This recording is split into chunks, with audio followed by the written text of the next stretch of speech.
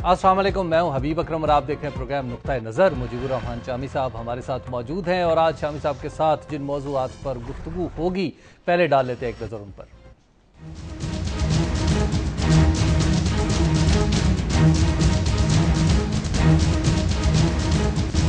क्या वज़ीर आज़म पाकिस्तान अमरीका के साथ ताल्लुकात में आने वाले नशेब को फ़राज में बदल सकेंगे?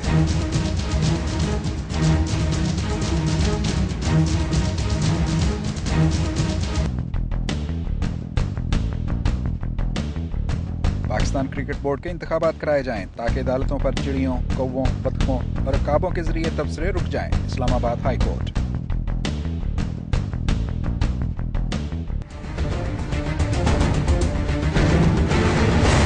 तहफ़्फ़ुज़ पाकिस्तान ऑर्डिनेंस क्या आम आदमी की जान माल को तहफ़्फ़ुज़ भी दे सकेगा?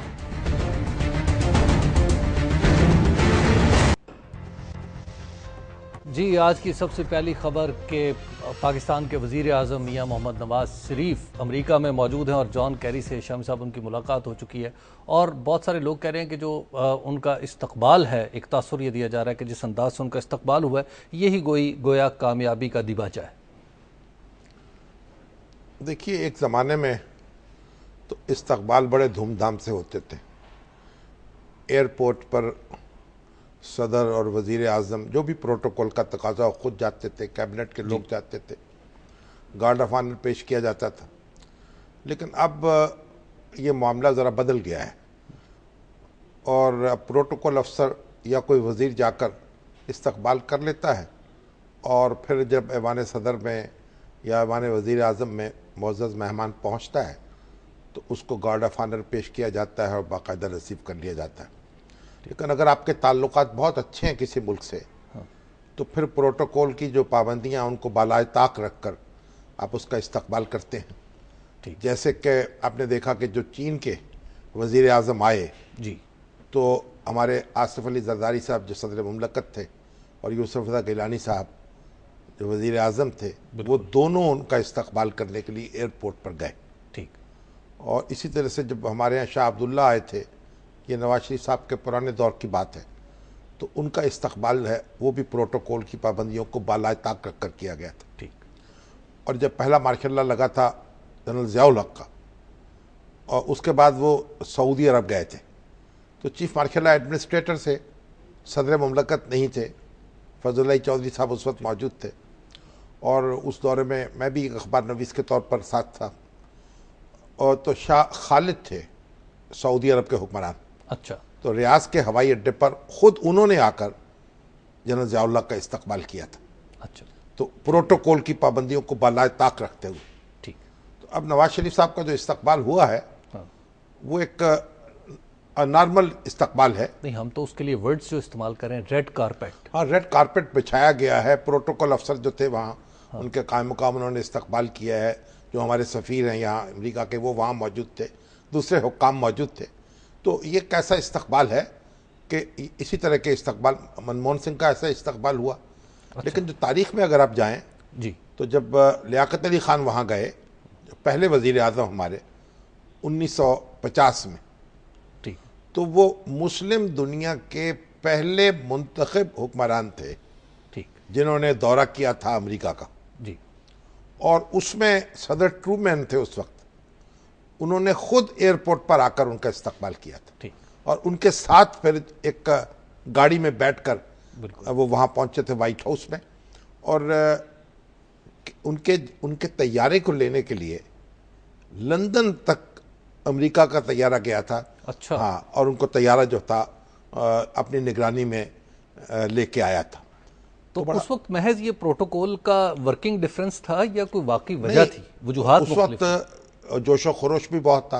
अच्छा। पाकिस्तान से तवक्कुआत बहुत थी कि इमर्जिंग मुस्लिम नेशन थी, और लोग देख रहे थे कि जमहूरियत की बुनियाद पर, सेल्फ डिटर्मिनेशन की बुनियाद पर एक मुल्क वजूद में आया है और वो इस्लामिक वैल्यूज़ की बात भी करता है और जमहूरियत की बात भी करता है। तो दोनों चीज़ें जो हैं वो किस तरीके से इकट्ठी करके एक मुल्क की तामीर होगी, ये बड़ी दिलचस्पी थी।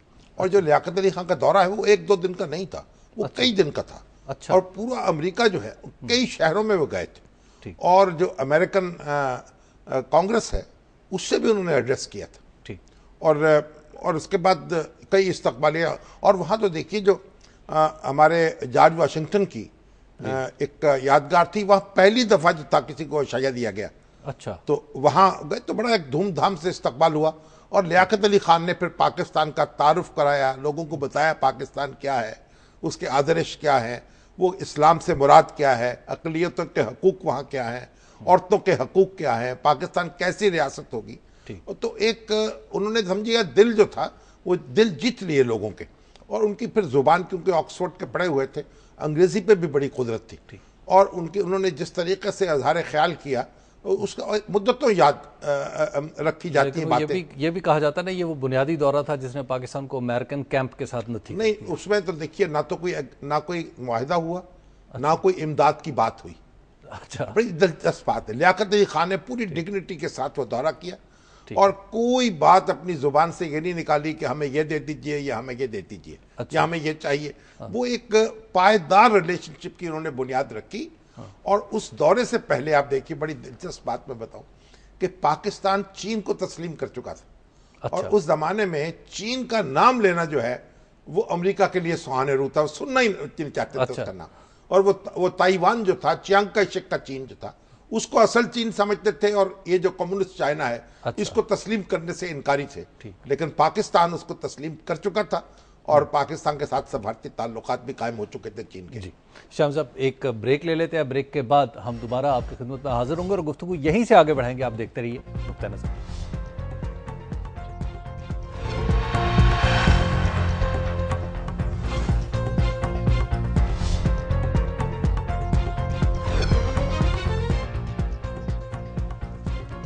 نقطہ نظر میں ایک بار پھر خوش آمدید. بات ہو رہی ہے وزیراعظم کے دورہ امریکہ کے حوالے سے، اور شامی صاحب بتا رہے تھے کہ پہلے دورہ امریکہ جو لیاقت علی خان کا دورہ ہے نا جی، اس نے ایک بنیاد رکھ دی پائیدار تعلقات کی امریکہ اور پاکستان کے درمیان. حالانکہ جانا تو ہمیں رشیا تھا اس وقت. نہیں، یہ تو اب ایک الگ کہانی ہے. روس کے پاس اس وقت کیا تھا، اور روس تو بھارت کی محبت میں مبتلا تھا.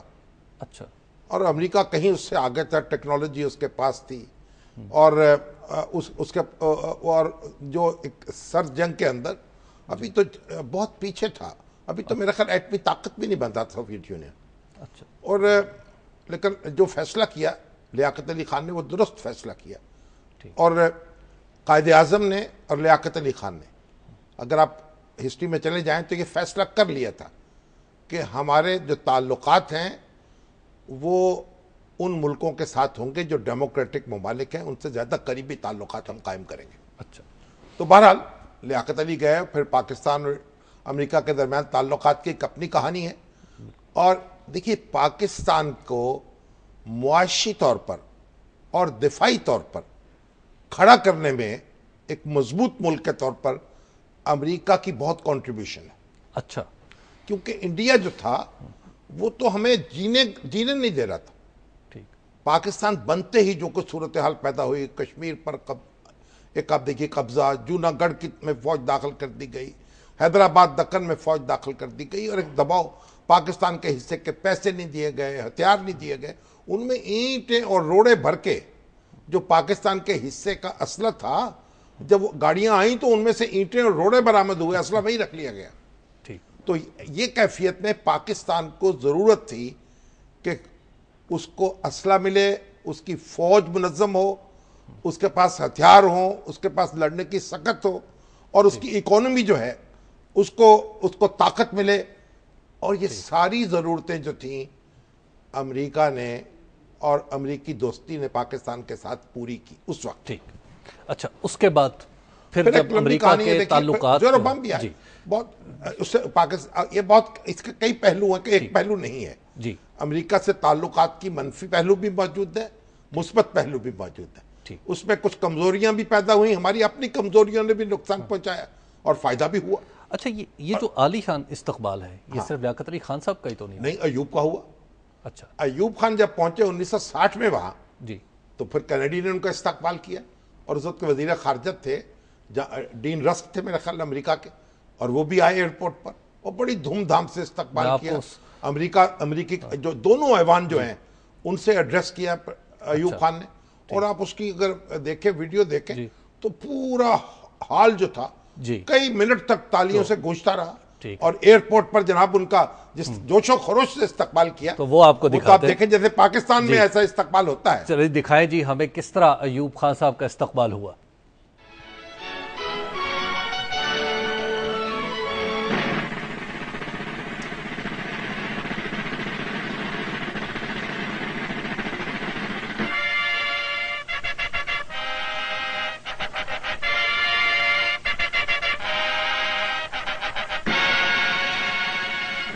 Trumpets herald the arrival in Washington of the Pakistani jetliner bearing President Mohammad Ayub Khan.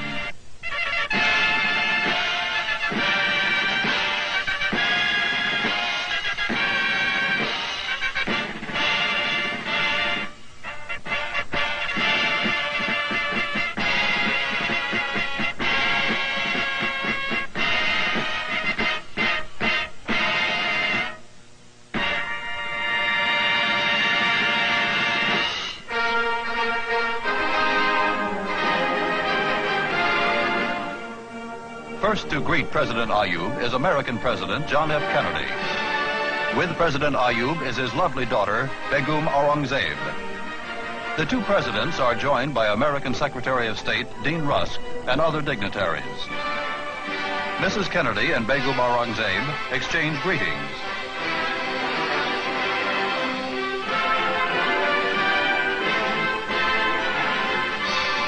President Ayub makes his way along the reception line, while President Kennedy greets each member of the visiting... جی آپ نے دیکھا ایوب خان صاحب کا بڑا ایوب خان کے ساتھ بھی جی 2 وزیر تھے. ٹھیک. وزیر خارجہ منظور قادر اور وزیر خزانہ محمد شعیب. اچھا. اور کوئی اب دیکھیں PIA کا طیارہ تھا, اس طیارے میں گئے تھے, خصوصی سے بکنگ نہیں کی گئی تھی اس کی. اچھا. ہاں جی.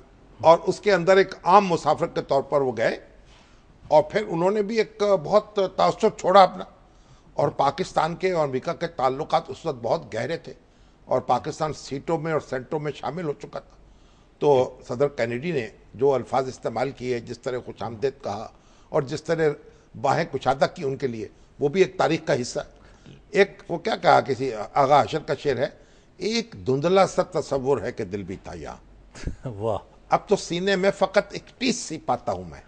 واہ, کہ کہاں سے معاملات جو ہے کہاں سے کہاں چلا. اور دیکھیے اور جو کچھ ہوا, امریکہ سے پاکستان کی توقعات وہ کو ضرورت سے زیادہ ہوئیں. ٹھیک ہے. اور امریکہ کی بھی توقعات پاکستان سے تھی, بالکل, کبھی پوری ہوئیں کبھی نہیں ہوئیں. جی.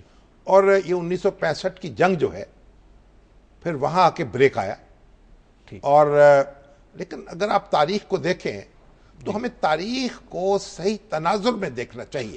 لیکن شامی صاحب, یہ جو ابھی استقبال ہم دیکھ رہے تھے جنرل ایوب کا, اس کی ایک وجہ یہ بھی نہیں تھی کہ وہ جنرل بھی تھے, انہوں نے کانسٹیٹیوشن بھی توڑا تھا, آمریت بھی توڑی تھی, اور اس کے بعد پھر امریکہ نے آمریت لے کے آئے تھے, سوری معاف کیجیے, اور اس کے بعد پھر آمریت کی ہمیشہ سپورٹ پہ رہا. نہیں, یہ تو ایک ایسی سطحی سی بات ہے.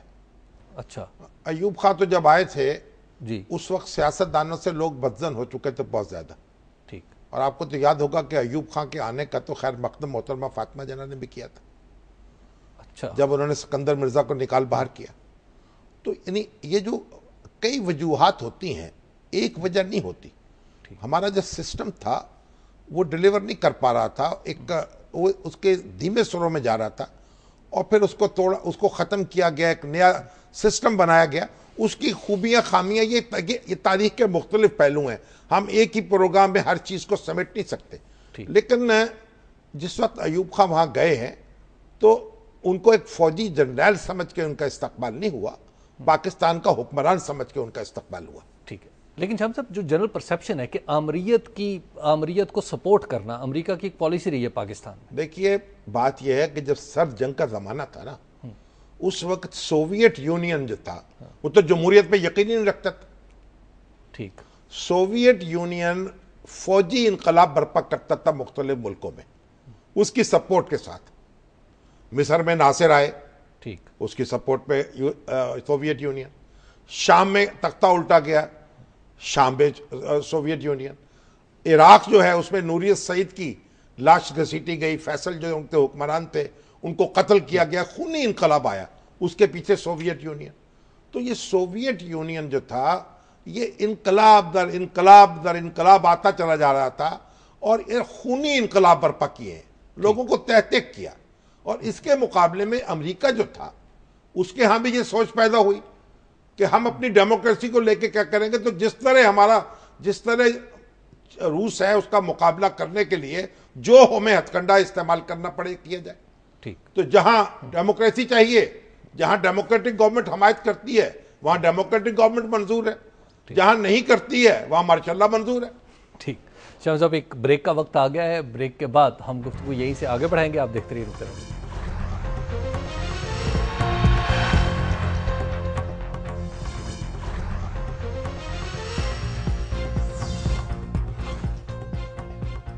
نقطہ نظر میں ایک بار پھر خوش آمدید. بات ہو رہی تھی امریکہ کے حوالے سے اور شامی صاحب بتا رہے تھے, میں عرض کر رہا تھا کہ آمریت جو ہے ایک امریکہ نے پاکستان کے اندر ایک پالیسی کے طور پر اس کو اڈاپٹ کیا اور سپورٹ کیا. دیکھیے بات سنیں, صرف ایوب خان کا مارشاء اللہ ایسا ہے جس کے پیچھے امریکی آشیرواد حاصل تھی.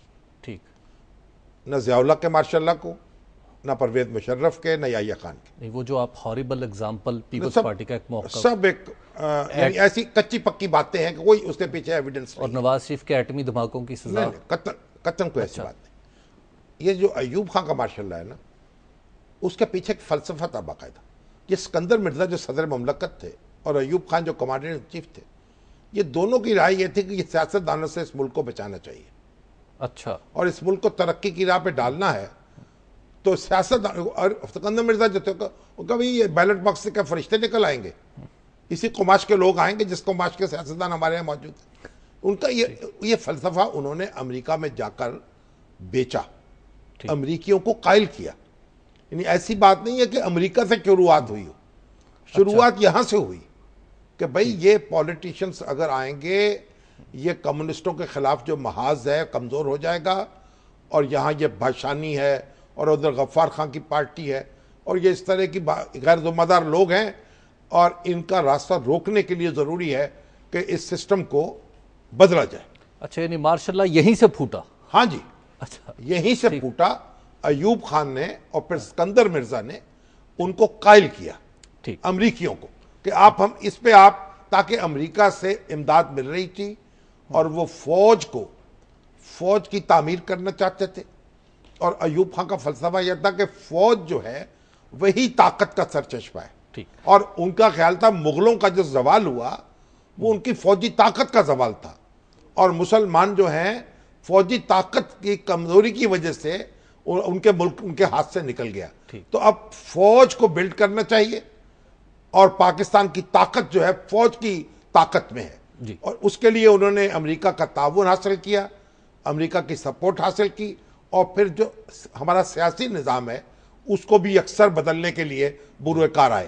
اچھا شامی صاحب, آپ جو تازہ ملاقات ہوئی جان کیری سے وزیر اعظم کی, اس میں بھی انہوں نے کہا جی کہ جان کیری نے کہا کہ ڈیموکریٹک ملک ہے جو اپنی اکانومی کو آگے بڑھانے کی کوشش کر رہا ہے. اب اس ڈیموکریسی کو ڈرون کے ذریعے بھی اس پہ حملہ کرتے ہیں, اس کے بعد اگر ہمیں کچھ امداد چاہیے ہوتی ہے تو اس کے لیورز بھی استعمال کرتے ہیں ہمارے خلاف. یہ تو ہمارا نیریٹو ہے نا.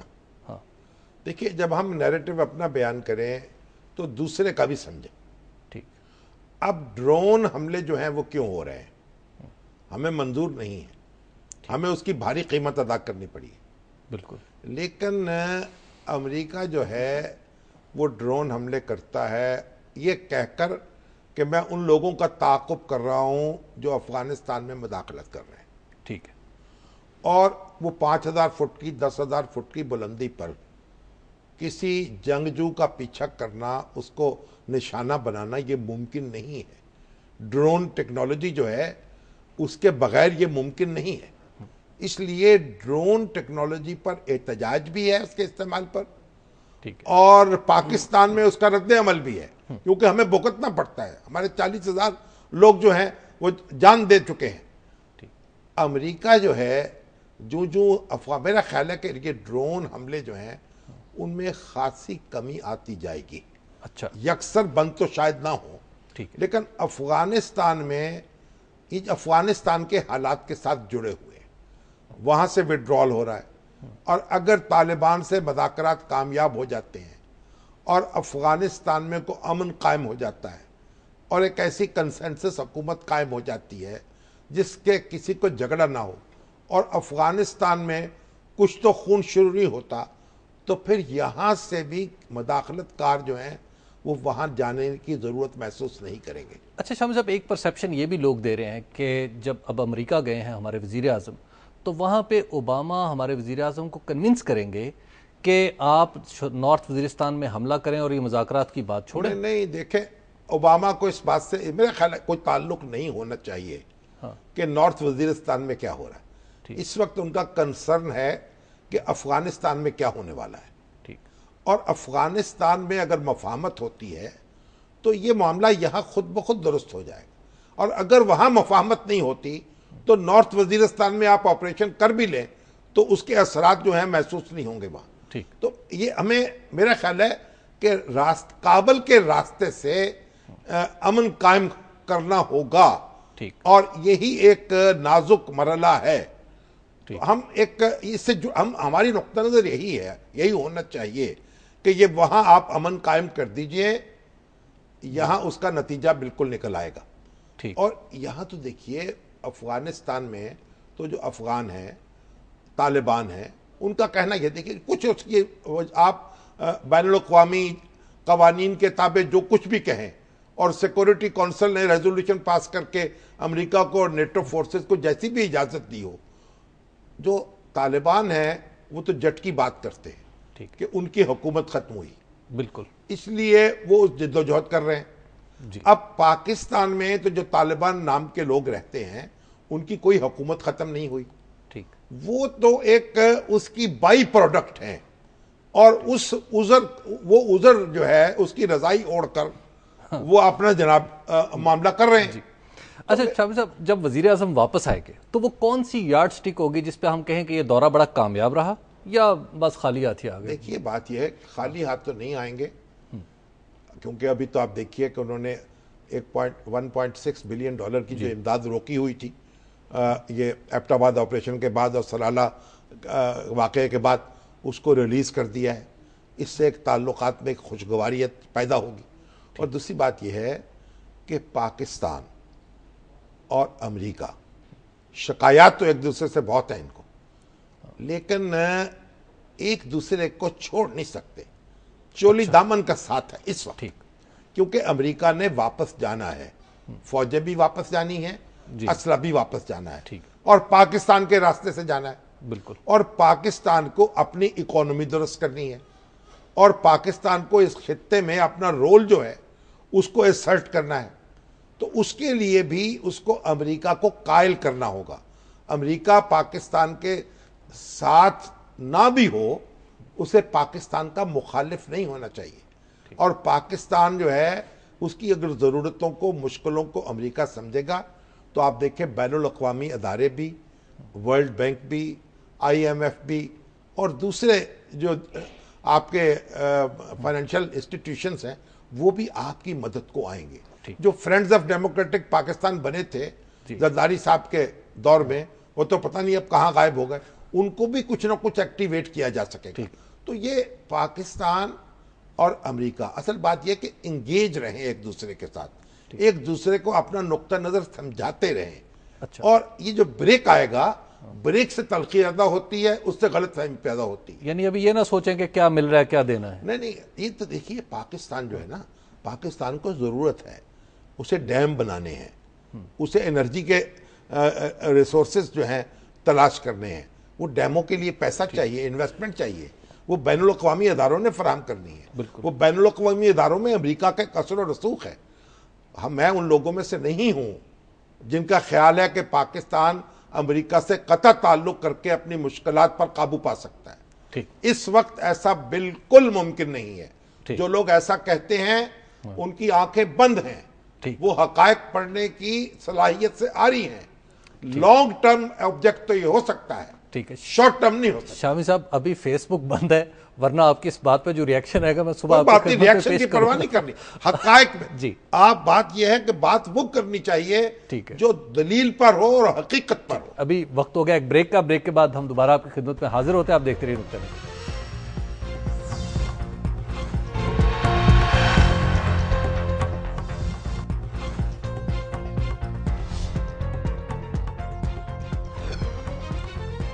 نقطہ نظر میں ایک بار پھر خوش آمدید. آج کئی موضوعات جو ہیں وہ چلے گئے, خاص طور پہ 2 موضوعات پہ ہم نے بات کرنی تھی, لیکن وہ امریکہ کے جو اتنی دلچسپ گفتگو شروع ہوئی وہ شامی صاحب ہم نے PCB کے اوپر بات کرنی تھی جو عدالت میں. وہ بعد میں آپ کریں گے کل.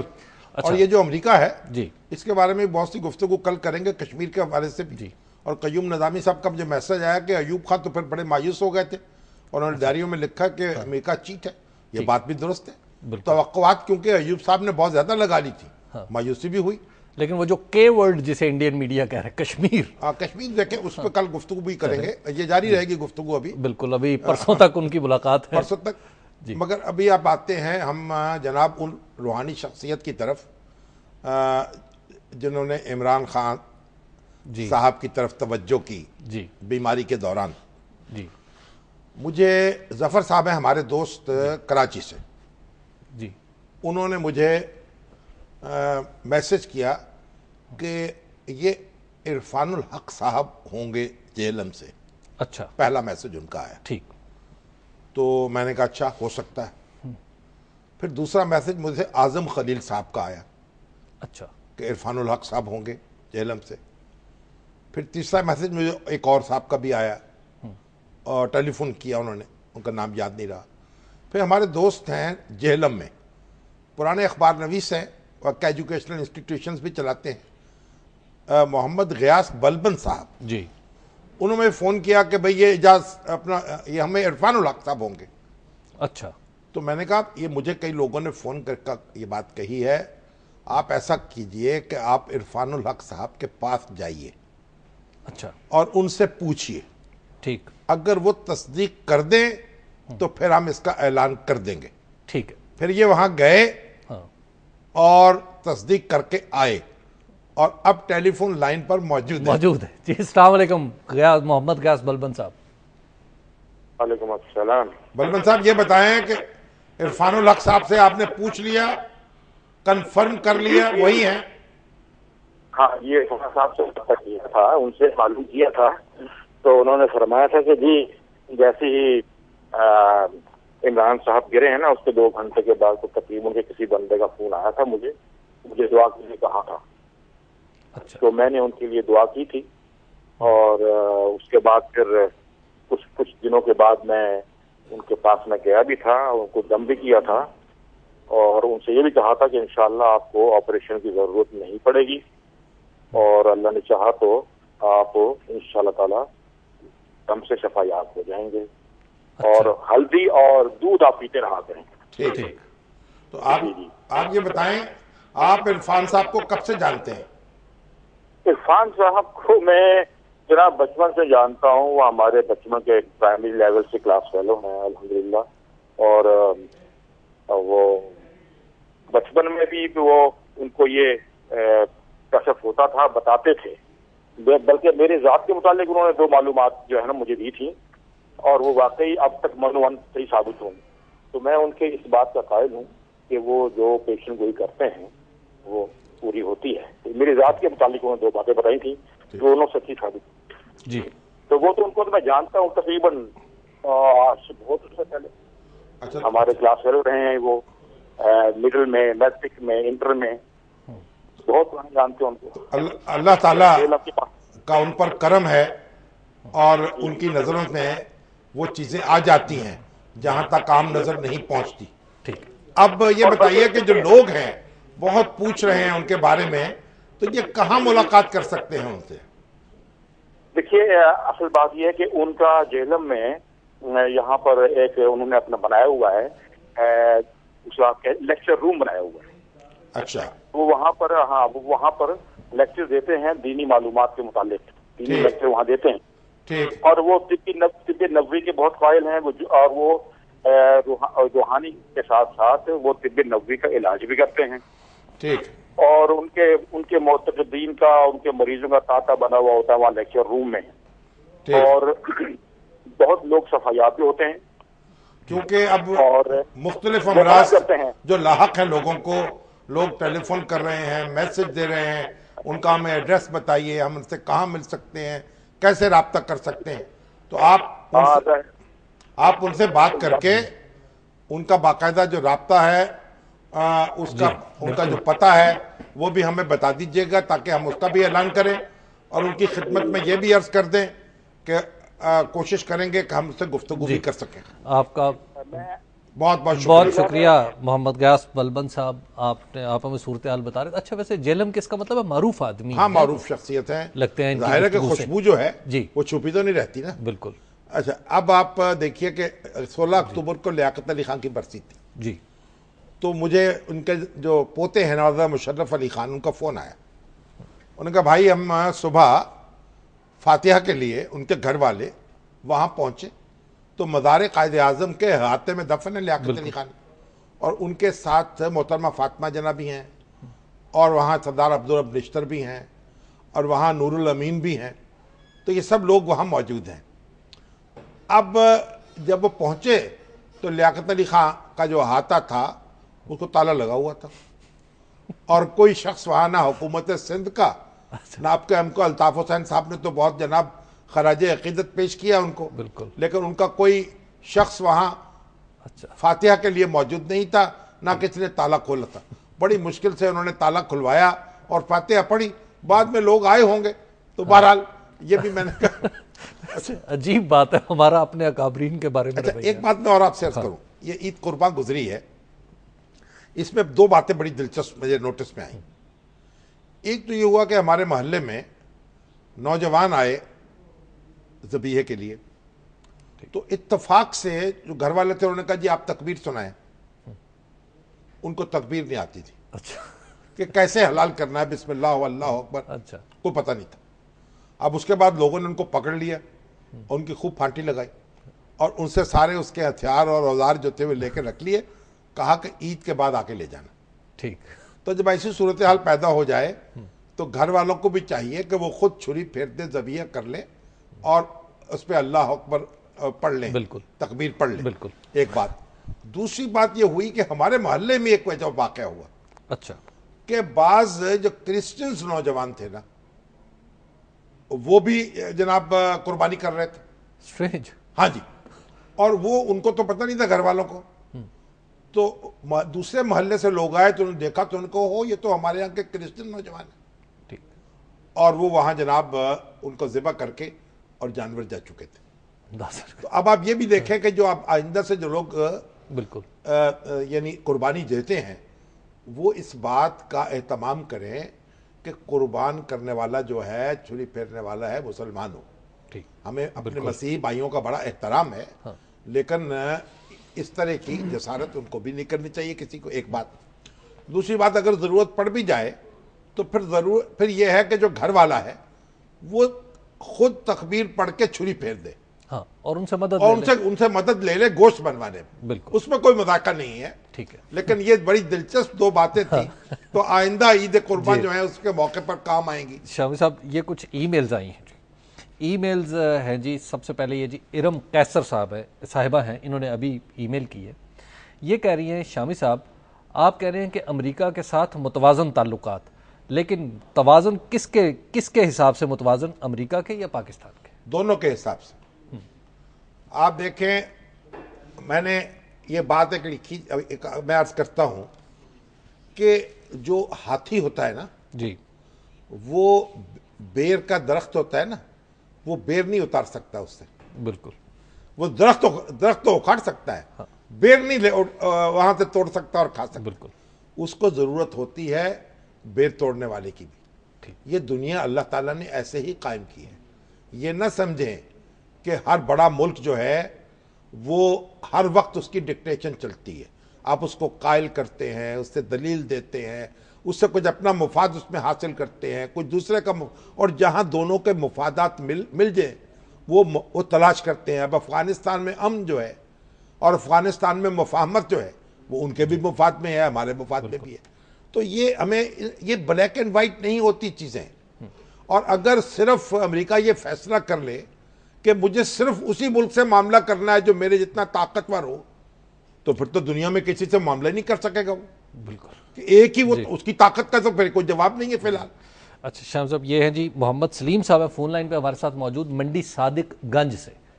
जी अस्सलाम वालेकुम सलीम साहब। हाँ जी, हाँ जी फरमाइए जनाब। शामी साहब, मैं आपका बहुत पुराना फैन हूँ। जब आप जिंदगी से आप शुरू हुए ना जी, मैं उस वक्त का आपका फैन हूँ जी। बहुत मेहरबानी जी, शुक्रिया। और मैं आपके पाकपतन, आपके हमसाये में मंडी सागर में रहता हूँ जी। हाँ जी सर। तो पाकपतन से नीचाबाद का एक पुल बना है जी। अच्छा। हाँ, वो आपसे गुजारिश है कि आप अपने जरिए कुछ अपना असर इस्तेमाल को पुल चालू करवा देंगे जी। पुल कहाँ जाएगा वो पाकपटन से? वो मिंचनाबाद जी। मिंचनाबाद जाएगा, अभी चालू नहीं हो रहा जी। तो जनाब शहबाज शरीफ साहब, हमदा शहबाज शरीफ साहब, जो भी सुन रहा हो उस पुल की तरफ तवज्जो करें। आप शहबाज शरीफ साहब को कह रहे हैं या हमजा शहबाज शरीफ? दोनों को। चलिए, आज के लिए काफी है। भी हमारे बरखुरदार हैं, अगर उन तक बात पहुंच जाए तो वो सुन ले। अच्छा, हमारे आज के प्रोग्राम का वक्त खत्म हो गया है। कल फिर हम इसी वक्त इसी जगह से आपकी खिदमत में हाजिर होंगे। हमें दीजिए इजाजत, अल्लाह ने के बाद।